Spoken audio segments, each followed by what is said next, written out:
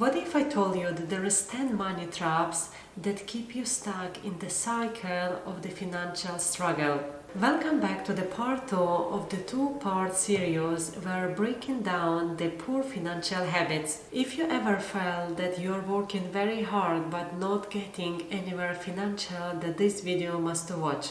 And trust me, once you spot those traps, you will never look at the money in the same way again. And if you're new here, I'm business analyst, I'm working in investment banking, and I'm also MBA and CQF qualified. So as we continue on, the habit number 6, it's not negotiating your salary. Most of the people, they accept first salary offer they receive because they don't want to feel uncomfortable in negotiation processes, or they don't want to seem greedy. But failing to negotiate your salary can cost you hundreds of thousands over your lifetime. So why people they avoid salary negotiation? First is the fear of rejection. Many people are afraid that if they would start to negotiate, then their employer might withdraw their offer. The second is lack of confidence. If someone doesn't believe in their value, then they will accept wherever they will be offered. Then not knowing market rates. A lot of people do not do any research and they are very often are underpaid. Let's look now at the financial impact of the negotiation. Let's say you get a job offer at 50,000 per year. If you negotiate just 10% increase to 55,000, that's an extra 5,000 a year. Over 10 years, without even considering raises, that's the 50,000 lost.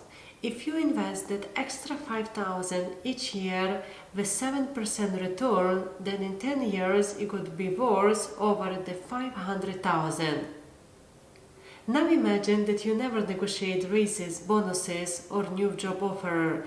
You could be losing out on millions across your career.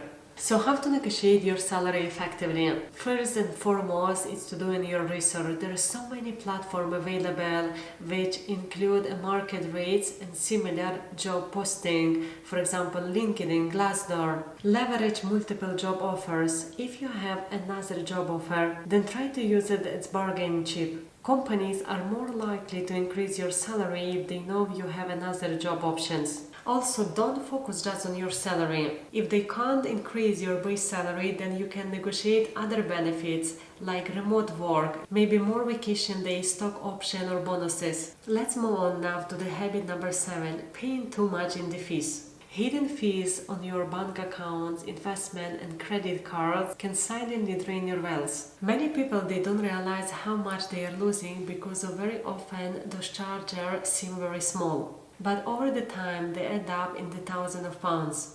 So here is an example where you overpaying the fees. First is the bank fees. We have monthly account maintenance fees, ATM withdrawal charges, overdraft fees, credit card payments like late payment fees, annual fees, foreign transaction fees, subscription fee, which is after renewing subscription for apps, streaming services, which is very often we don't even use it. Here in example, half small fee costs you big money.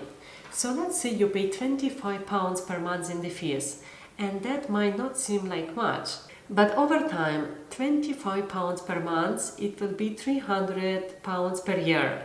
Over 10 years, it will be 3,000 lost. If investing with the 7% annual growth in 30 years, that £25 per month could be worth over £30,000. Now imagine you are also losing money on the high investment fees and the credit cards. You could be throwing away hundreds of thousands over the time. So how to reduce and eliminate the fees? First is to switch to the fee-free banking. Look for the banks that offer free checking accounts, free ATM withdrawal and not overdraft fees. Many online banks provide better rates and lower fees than traditional banks. Negotiate credit card fees. Call your credit card company and ask them to waive your annual fee or lower your interest rate. They often agree to keep you as the customer. Then cancel unused subscription. Check your bank statements for recurring charges. Cancel any membership or services you don't actively use. Then pay credit card balances in full. Avoid interest charges by always paying your bill before due date. And the last but not the least, is monitor statements for hidden charges. Review your bank and investment statements regularly. Some companies sneak in the small fees without clear notice. Habit number 8 here, it's not setting up passive income streams. If all your income are tied to your active work, then you will be always financially vulnerable. The moment you stop working due to the job loss or illness or some other reasons, then you immediately stop receiving your regular income. This is why a lot of wealthy people, they prioritize their passive income to build their financial security and wealth. So what is a passive income? Passive income is something that you're earning without working actively on your daily job. Unlike 9 to 5 job where you have to exchange your time for money, passive income is something that will help you to generate some extra stream of money even when you sleep. So why relying only on salary is very dangerous. First, that your job is not guaranteed. Layoffs, company downsizing and economic downturns can leave you to the unemployed overnight. Inflation reduces buying power. If your salary doesn't grow at the same rate as the inflation, then you're effectively earning less over the time.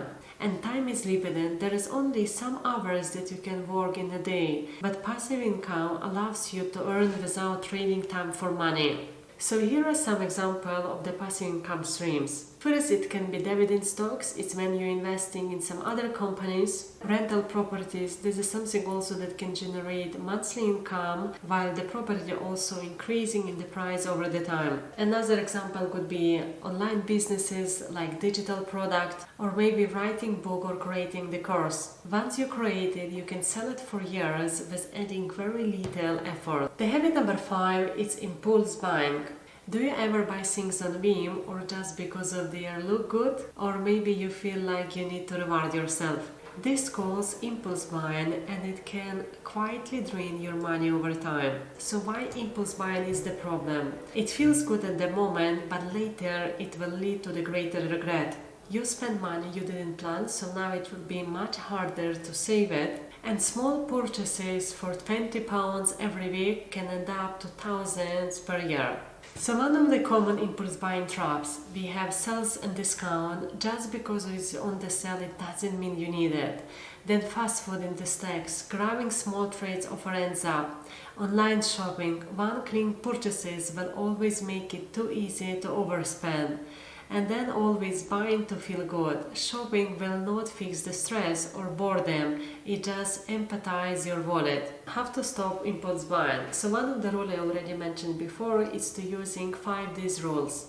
If you've seen something nice, wait for 5 days to understand if this is something really that you need and if this is within your budget. Create a shopping list and stick to your list whenever you are going for a shopping. No extra purchases allowed here. Unsubscribe from the shopping emails because they will always tempt you to go to their official website and buy something that you don't need. And habit number 10, it's not planning for retirement early. Many people delay saving for retirement because they believe they have plenty of time. But the earlier you start, the more money you can save thanks to the compound of interest. And waiting too long can lead you to the financial struggle in the old age. So why early retirement is so important? As we mentioned, compound interest, it's superpower. Your money earns interest and the interest earns more interest over the time. So the longer you wait, the more money you lose. Even with the 5-year delay can mean losing 1,000 potential growth. And relying only on the pension is very risky because many pensions aren't enough to maintain comfortable lifestyle. Here is the example. Let's say you save £200 per month in investment account within 8% of the annual return. So starting at 25 means that you could retire with the double the money compared to starting at 35. So we have to start planning for the retirement today. Start small but start now. Even the small amount like £50 per month can grow into a significant amount in the future. Invest in the pension or retirement account. Whenever you get the raise, also increase your savings too. And track your progress. Use retirement calculator to understand how much you will need. So to conclude here, now you know all the biggest financial traps that can keep you broke. The question is what you will do about it. Breaking free from those traps definitely cannot happen over the night, but every small steps that you take today can bring you to the financial freedom over the time. Whether it's setting up the budget, cutting unnecessary expenses, or creating some passive income stream, the key here is to take action now. If you enjoyed this video, you might also like this one, and please don't forget to subscribe if you haven't yet, and thank you very much for watching me, and see you in the next video.